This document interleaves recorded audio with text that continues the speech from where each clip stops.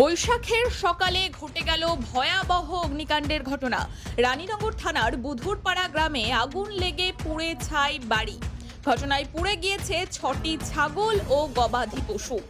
এছাড়াও বাড়ির আসবাবপত্র, গুরুত্বপূর্ণ নথি সহ সোনার গহনা ও টাকা পুড়ে গিয়েছে বলেই দাবি ক্ষতিগ্রস্তদের। আমি ফোন করেছিলাম আমাকে, তাই আমি এসে জানলাম আমার বাড়িতে পুড়িয়ে গেছে। আমার ঘর আপনার 4টে ঘর, আর হ্যাঁ সবটাই টাটি মাটির বাড়ি। আপনার ক্ষয়ক্ষতি বলতে গেলে গম ধান ছিল বাড়িতে, সব সাইকেল মাইকেল সোনা দানা যা ছিল সব পুড়ে গেছে, টাকা পয়সা কিছু পাইনি আমি। হ্যাঁ ডকুমেন্ট বলতে আমাদের 4 জনের ডকুমেন্ট, জমি জায়গার সব দলিলপত্র কাগজপাতি যত ছিল সব। ফসল বলতে আপনার গম টম এই সব ছিল, গম রায় ধান এইসব।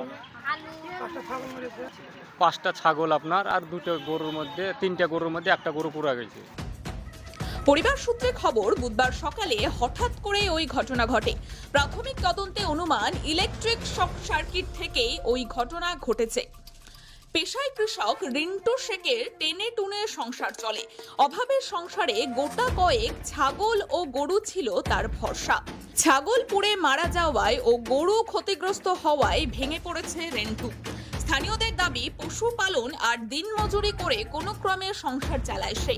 তবে ঘটনার পর ব্লক প্রশাসনের তরফে ও শাসক দল তৃণমূল নেতৃত্ব পাশে দাঁড়িয়েছে ওই পরিবারের।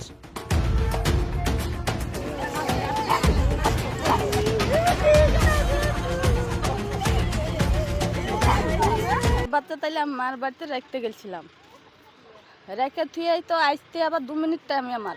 এই 2 মিনিটে আবার আগুনে সব পুড়িয়া করে নেমে গেছে।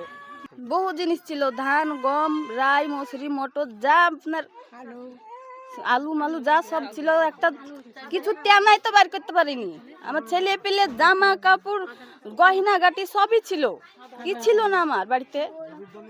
দলিল আপনার আধার কার্ড জন্ম কার্ড সব কিছু পুড়িয়ে। ঘটনা তো ঘটে গেছে, এখানে তো আর কিছু করার নেই। আমরা এখানে এসে 6টা ছাগল মারা গেছে, 2টো গরু আহত, ওটাও মারা যাবে সম্ভবত। বাড়ি ঘর কিচ্ছু বলতে কিচ্ছু নাই, রান্নার আসবাবপত্র নাই, জামা কাপড় নাই, টাকা পয়সা নাই, সবই পুড়ে গেছে। আমরা যেভাবে পারি এই পরিবারের পাশে থাকবো এবং পরিবারের যাতে কোনো অসুবিধা না হয় সেগুলো আমরা